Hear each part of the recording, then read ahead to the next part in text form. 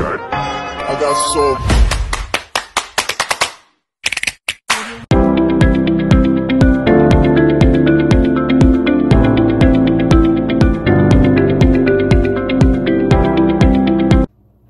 Tatawagin ko si Ining mamaya. Itatanong ko kung gusto niya ng tulingan.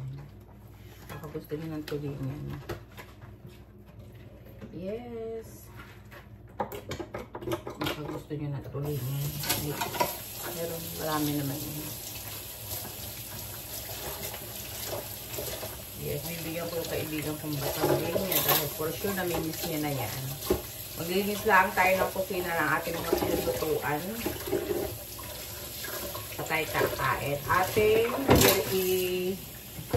Ating iyaan ang ating luto. Ating isip 3 days. Isip test natin kung masarap.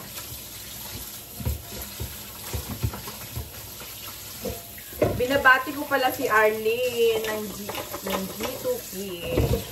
Kalimutan ko ang last name niya. At meron siya sa aking isang kalahating tulingan. Bagay hindi mo naman kailangan ng malaking tulingan sa kamarami. Magkaganyaan. Laang yan. Makatipid na ang baga tayo lahat. Di baga? Si Arlene nakita ko kahapon. Sabi niya sa akin, Manager Judy. Sabi niya, niloloko niya ako.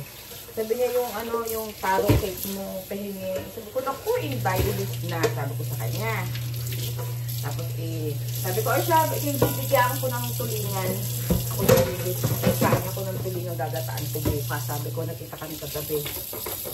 Kaya, sabi ko sa kanya, hindi ako nag-overtime dahil ako may appointment sa aking salon. Dahil wala na akong oras. So, super dry na yung buhok ko. Kailangan na siyang tabasin. So, may konting leeg na tayo ngayon. So, baka naman okay na ang ating short hair. Yes, pag may leeg na, may karapatang mag-short hair. Oh. Sabi nila, bakit kami? Hindi. Wala akong sinabing ganyan. Ikaw ang nagsabi niya. Kasi sa akin hindi bagay yung ibig sabihin. Hindi ko sinabing sa'yo. Sa akin hindi bagay ang short hair noon. Dahil ang aking leeg ay parang pinatong lang sa akin ulo. Dahil ako super healthy. Yes. Guys, huwag na kayong magalit sa mga kapwa niya dahil kasi bawat tao naman may kanya-kanya. Hindi kayo hiray pare-parehas ng mga sinasabi. Hindi dahil sinabi niya ay he or she met whatever na na-mention niya. Minsan nasabi lang niya yun. Yung iba kasi masyadong sensitibo. Hindi lahat ng bagay ay ating bibigyan ng kahulugan. Or like, ma-hurt yung feelings natin. Well, kung totoo naman at pakiramdam mo ay guilty ka, problema mo na yung kung ikaw ay na-hurt sa sinabi ng isang tao. Ganun lang yun. Kasi may iba nga na nakakasakit ng damdamin yung sinabi niya. Ay bakit baga tinamaan ka baga? Tinamaan ka baga ng sinabi niya? Sa Laguna ang mga salita baga. Sa Batangas, kainaman. Tunay ka. Tapos sa Quezon, parang ano ba sa Quezon? Ay kayumi mo. Ikaw ay marikit. Napakamarikit. Yung pinsan kami nakatira sa Quezon. Pag umuwi sa Laguna, tuwan-tuwa kami sa kanyang sa kanyang accent. Ay ate, yung pinaghalong Laguna at saka Quezon, pinaghalong Batangas at Quezon, pinaghalong Laguna at Batangas ang Quezon. Parang ganoon. Tapos ang Batangas naman parang Quezon Laguna, pinaghalo. Parang ganoon, parang mix. Tayo'y mag-inuman. Sabi nga ng pinsan namin taga Quezon. Bye, kainaman. Tayo'y uminom. Napakahilig iinom ng pinsan namin yun. Lambanog talaga akong lambanog. Tapos yun namang amo ko dati sa Kuwait. Sabi niya, Ano ba? Ala, diklom na ngayon. Alam mo yung diklom? Tubal, like naman. Yung tubal, dami. Hindi ko na hindi. Sa amin naman, sa Laguna. Ano ka ba? Hindi naman ganoon. Ganito. Parang ganoon. Ewan, minsan nalilito na rin ako. Kasi marami ako nakakahalubilong mga kaibigan. Like Batangas. Biruin mo, kasama ko sa Batangas sa bahay. Parang 6 years kami magkasama. Kaya na-adapt ko yung ano nila, punto. Tapos Tagalog naman ako. So, mabilis. Kaya naman na ito. Yung pinsan ko. Ay, kaganda. Sabi, Judy, kay kayaman mo ngayon. Naku, sabi nga rin ng pinsan ko. Sabi ko, naku ate, hindi yung ganon, hindi ako mayaman. Natutuwa ako nung pag nagsasalita. Ay, karikit! Sabi niya. Tapos pag naman Batangas, magandang gabi ho, ako ay nadalaw ho sa inyong dalaga. Nararasan ko ho yan. Yung manliligaw ko ganon. Magandang gabi po, ako po ay nadalaw sa inyong dalaga. Baduy na baduy ako dati. Pag nakakarinig ako manliligaw na ano. Kasi yung punto. Pero ngayon wala na. Dahil tayo matatanda na.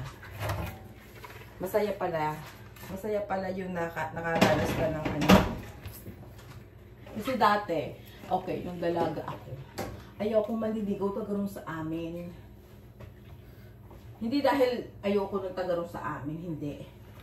Ang gusto ko kasi, pag ako ikakasal, yung dadayo yung lalaki dadayo, yung taga-baga ibang lugar. Oo, kasi pag tagarong sa amin lang, tagarong lang ang mga bisita. Yun ang iniisip ko noon, dalaga ako. Gusto ko taga-ibang lugar yung mga living asawa ko. Yun lang yung reason, kasi para nung ako idalaga, nung mga teenager pa ako, sabi ko, gusto ko pag nakapangasawa ako malayo. Para ano,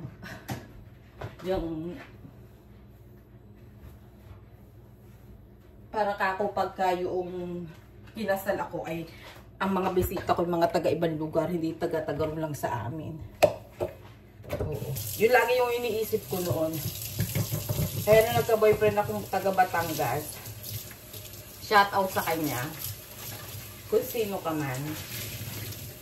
Shout out sa'yo, Mr. Letter J yung pangalan niya. Huwag na natin ano. Kilala ng pinsan ko. Tatawa yung pag napanood nito. So anyway, yes. Yung dati yung pangarap ko. Wala akong pakialam kung mayaman siya o mahirap o whatever. Meron o wala. Yung ganun. Basta taga malayo. Huwag lang taga sa amin. Kasi nga, ang gusto ko, pagkakasal ako, yung mga bisita ko, malalayo, taga malayong lugar. Tapos pag mamamanhikan, kasi yung ibang tagalong sa amin, taga-tagalong napapakita. Pag namamanhikan, yun din. I mean, well, nothing wrong, but I'm saying, mas masaya pag malayo. So, nung ako'y ano, talaga, ang maliligaw ko, pag malalayo, masaya ako. Sabi ko, may pag-asa. May pag-asa ka ako. May pag-asa na ano. Pero ang ended, super layo. Hanggang sa hindi na makarating ang bisita ko. Yung ganon. Yung ganong peg. Hanggang sa wala ng ano, hindi na nakarating ang bisita sa sobrang layo. Tunay, napakalayo ni Rem. Pagka naman. Kaya, malay nyo naman, in God's will, ikasal kami sa Pilipinas. Diba? Gusto ko yun. Gusto ko din mag-church wedding. Pero dati yung gustong-gusto ko, nung buhay pa yung tatay ko. Kasi gusto ko, si tatay, hatid ako sa altar. Oo. Hatid ako sa altar. Tapos, yung gano'n, yun yung dream ko dati. Ay, wala na yung tatay ko. He's my angel now. Kaya, sangka, nakalinis ako ng kusina. Ating walisin. Baka may mga talatalamsek kasi. Diyos ko, alam nyo yung tulingan na yan. 3 araw yan nakalagay sa kalan. Kasi, kada nandito ako, aapoyan ko. Aapoyan ko siya. Pagka-apoy, aapoyan ko. And then, sasabihin ko kay ano, tutulog ako, harapin ko yung ano, haharapin niya yung tulingan. Ang total siguro yan, more than 6 na oras na low fire. More than, siguro mga 8 hours. Nung unang luto yan, wala pang taba ng baboy. Dahil wala nga akong taba ng baboy. Kaya nasa ibabaw yung taba ng baboy. So, ang ginawa ko, nung unang salang, kalamis lang. Saka madaming asin, guys. Okay lang maalat kasi mawawala ang alat niya. Alam niyo kung bakit. Dahil babantuan, 8 hours ba naman niluto ang 6 na talong? Ang 6 na tulingan. Aba, ewan ko na lang. Kung di pakitinik yan, ikain nyo. So, yun, 6 na tulingan, isinain ko. Low fire lang talaga siya, as in low. Mahinang apoy lang, guys. Pag magluto kayo ng tulingan, yung mga nasa ibang bansa, make sure hindi mapula ang mata. Dahil yun ay minsan ay makate. Ay shock. Pag kayo inaanuhan ng pagkakain na. Ako lang ay nagpapalis-palis. Nagpapalis-palis lang ako ng masarap ang ating kain. Hindi ko natatanaw yung mga sabog-sabog dyan sa ano. Ngayon nakita natin sabog-sabog sa ano, sa sahig. Ano naman ako. Ayaw natin ng ganyan.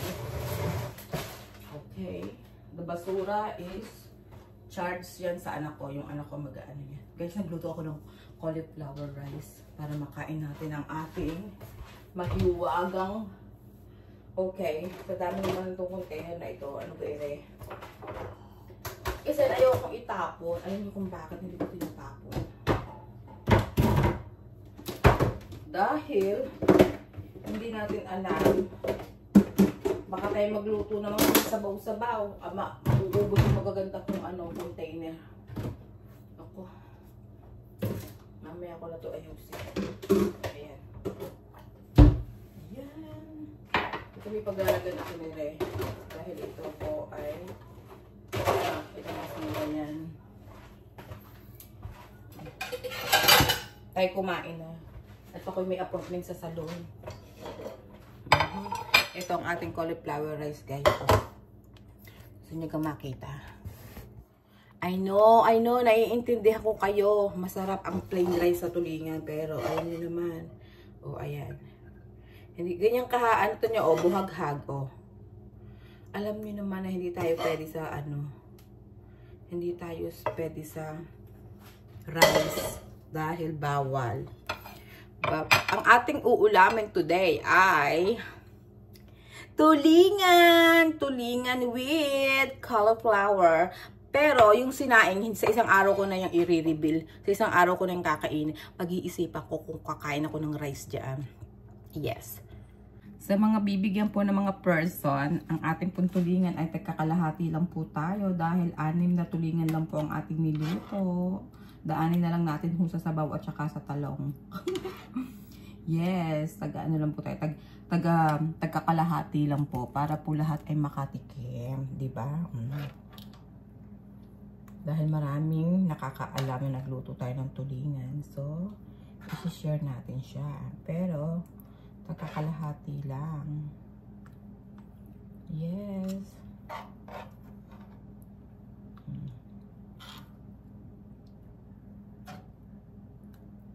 Para lahat ay masaya. Walang inggitan. Walang inggitan. May ganon. Ayan. Diba? Yung sinaing na natira na isa, hindi ko na aanuhin yun. Hindi ko na, akin na yun. Diyos ko, marami akong gustong gawin doon. Marami pa tayo. Kalahati. Hating kapatid. Diba? Ang importante lang naman ay matikman natin ang tulingan. Naku, tanan nyo naman. Yung tinik, talaga naman. Lagyan natin ng isang kalahati, talong. Lagyan natin ng sigaw. Diba? Creamy. Lagyan natin ng baboy. Bahala na kayo. At huwag nyo akong sisihin kung tumaas ang blood pressure nyo. Hindi siya maalat, guys. Hindi. Kaya lang, syempre, mapaparami inyong rice. Okay. Next. Parang kukunti ang talong nito. Parang purong talong yung isa. Bawasan natin. Bawasan natin ang talong mo, Inday. Dahil marami kang talong. Ayan. Diba? Sa mga bibigyan, kahit ganito lang tong container ko, ay pakibalik po. Yes, pakibalik naman po. Itong isa o nadurog na. Diba? Let me change my spoon. Okay. Tapos, lagyan natin ng talong. Shebaw, shebaw, shebaw. And taba. Taba ng baby. Okay, ayan. Diba?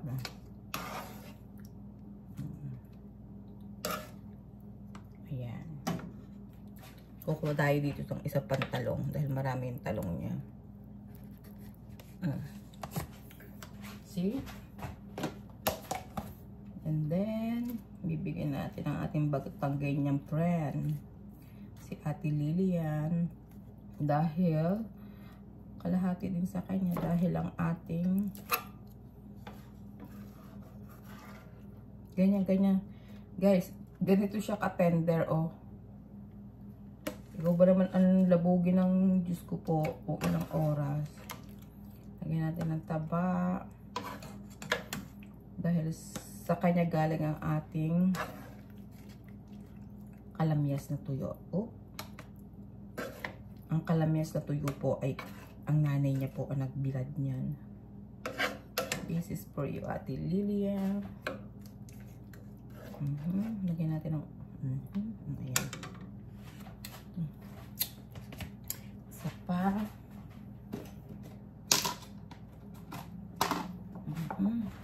Meron pa dito.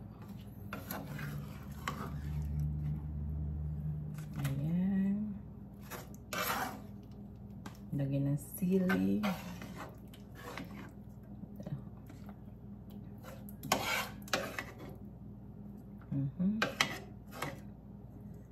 Diba?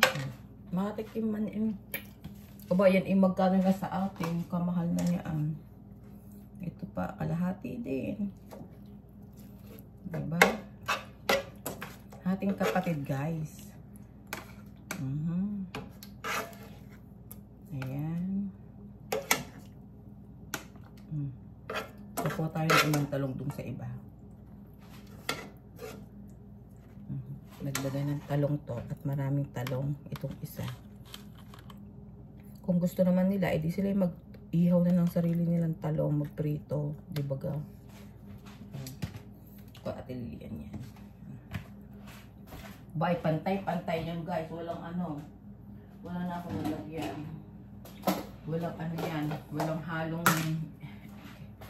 Walang halong kemi-kemi yan. Dahil pantay-pantay.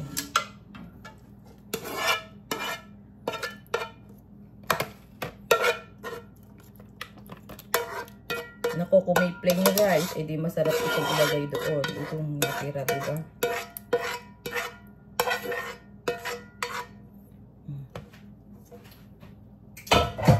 Nako guys, pagkasarap baga. Super sarap baga. Iba yung sarap. Bawasan yung iba ng talong. Dahil, ayan. Taga-tagal wag ang talong, edi masaya ng buhay. Hindi man lahat ipeding sa kanya laang. Diba?